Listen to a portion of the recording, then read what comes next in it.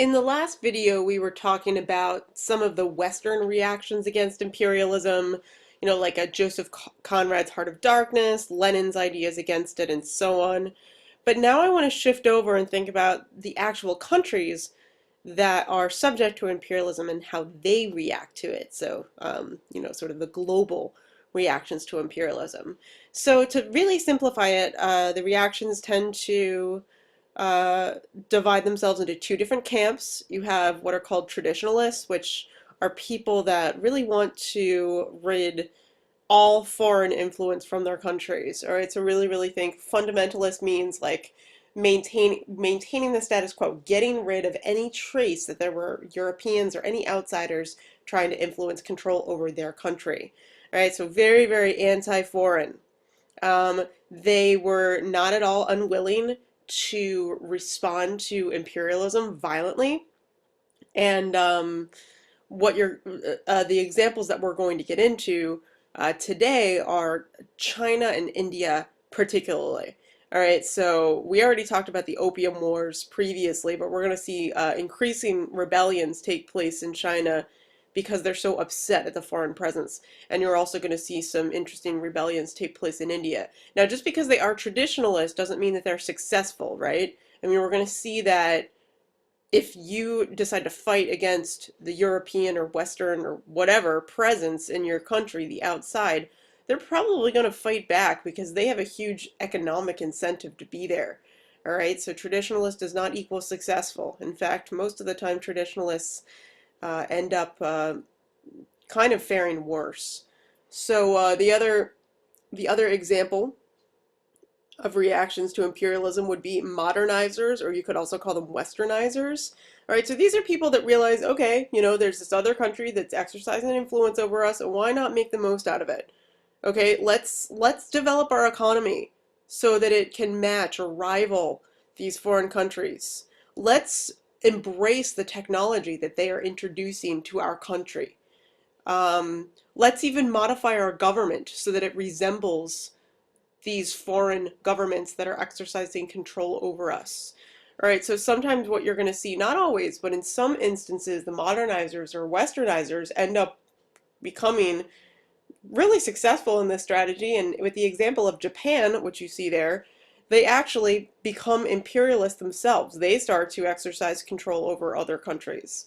All right, so yeah, they say, okay, no problem with the West having influence over us. Let's bring on their economic style, their government. Let's bring on the technology, especially building railroads all over the place. That was something that they were very much in support of. And again, the prominent examples we'll look at today are Japan and Egypt. All right, so let's move first to one of the traditional, or I guess you could say reactionary, um, responders to imperialism, and that is India. All right, definitely the most significant colony that England had, right? A lot of times it was considered the jewel of Great Britain just because there were so many natural resources, so many people.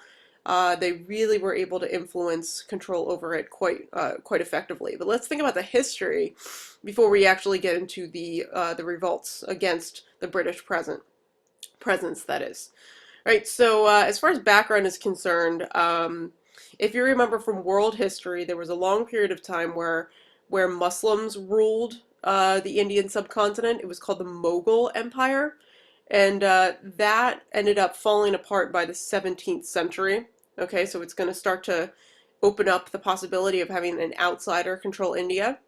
And that opportunity is going to be seen with the end of the 7 Years' War. When that war ends, the British East India Company gets control of India. All right, so that means that India all of a sudden is accountable to the British Parliament. All right, it takes a little while for the British East India Company to control all of India, but by the mid-19th century, by 1848, the British East India Company takes over the last native state in India. So basically, you have British India results thereafter. Okay, so that's very significant, but you're going to see ultimately how the Indians respond to this rule and how eventually they can kind of limit the amount of British influence over them. All right, and one of the most significant examples of this response, this violent response, would be the Sepoy Mutiny. And this starts in 1857, continues into the next year. All right, so what is a sepoy?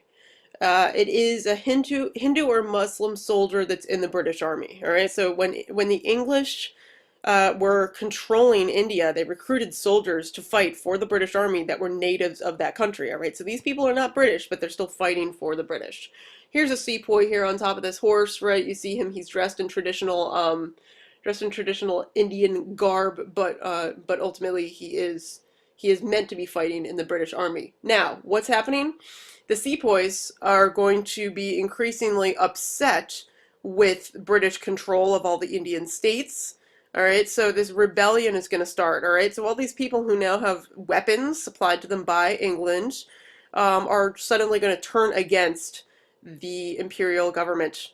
Now, this map shows you an area where the Sepoy Rebellion was very, very popular. It tended to happen in northern and central India. All right. Now, it's very interesting what the short-term cause of the rebellion is. May not be emphasized that much on AP exams, but I just think it's kind of cool. Um, the British actually were using animal fat to grease their rifle cartridges, and if you're familiar with Hinduism or the Muslim faith, this was considered sacrilegious. So they basically get upset that the British are completely overlooking their religious traditions, which is what inspires the revolt. All right. So what happens? The revolt eventually is going to be crushed. Okay. One of the reasons why that is because not all sepoys are going to rebel. There are going to be some native troops that stay loyal to the British, and they help crush the sepoys. All right. A lot of them are in southern India. Right. You see how the rebellion is really in the north. Right. So people in the south tend to stay loyal to the British, and they're able to put down the Sepoy Rebellion. All right. So how is Britain going to respond after the rebellion is crushed? Well, remember before I said that it was the British East India Company that was controlling India. That's not the same as all of England controlling India, right?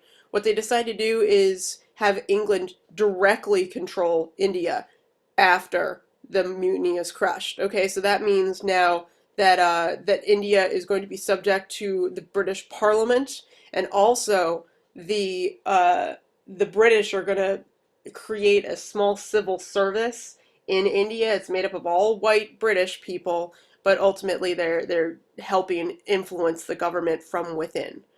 Okay, so changes that we're going to see. Well, before we get into the actual reform, some of these are good. Some of these definitely help India modernize. So one thing that the British make sure of is that there's really apparent racial and social stratification in India. So in a way, they kind of pick up from India's caste system, which again you might be familiar with from world history, and they make it so that, for example, Parliament cannot pass a law in India to allow Indians to try white people, right? So there's basically like this almost immunity for British white people residing in India. Okay, so furthering that racial stratification. All right, so what are some of the things that we see actually happen that are progressive reforms in India? Well, they're going to promote education. They want to have really modern and progressive secondary education, and the reason why that is because they want to train Indian civil servants. Um, so what you're going to see eventually, because of this education, there's going to be this group of Indian elites that develop who basically serve as a liaison, a connection between the British government and the Indian people. All right, other things, economic developments, all right? They're going to contribute to significant irrigation development. They're going to massively build railroads. There are going to be 25,000 miles of railroads throughout India by the year 1900. The cotton industry, which is also huge because you know how that contributes to the textile industry in Britain. So they're going to really rely on India as their source of raw cotton. They're also developing the tea trade. Again, really, really hot commodity for foreign traders. They're going to start to create juice plantations. All right. What you're going to see is that the population of India is going to rise along with the production, though. So just because they're developing all these new industries doesn't really mean that the economic status of Indians is getting better. There's so many Indians now that they're not really going to be able to enjoy better living conditions despite these economic improvements. All right, another thing that they do is they basically unify the state of India, and previously you didn't see that.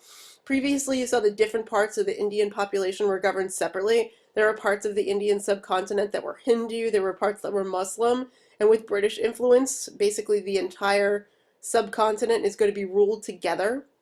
But what you're going to see, there's going to be a reaction against this. You're going to start to see increasing levels of nationalism throughout India, right? These people who resent being ruled by outsiders. So what you're going to see is that some of this nationalism is actually coming from the more educated and elite Indians because they want the British to respect their human rights. They're realizing that on the one hand, countries in Western Europe are becoming increasingly democratic. They're expanding their constitutions. They're expanding the voting rights of people in their countries. However, you see that the rule is much more despotic among these foreign countries. So the educated Indian population is trying to prevent that. One of the major accomplishments of the Indian population was they formed what's called the Indian National Congress in 1885. So the pretext of it, the purpose of it at first was for Britain to train Indians to basically run their government along British lines, right? I mean, the Indian National Congress was ultimately meant to be very similar to a British Parliament, but it was just an internal government. Okay? However, in some ways, this actually makes the Indian political system strive to be more autonomous. All right? You know, they start to feel the taste of having a little bit of political power, and they want to sever themselves from British rule. So you're going to see that some educated Indians, particularly Hindus, are going to increasingly demand more equality as well as self-government. Again, they're looking at what England and many other Western European countries are doing to increase their own democracy, and they're asking themselves, why don't we have that kind of self-government? Why don't we have that kind of democratic system?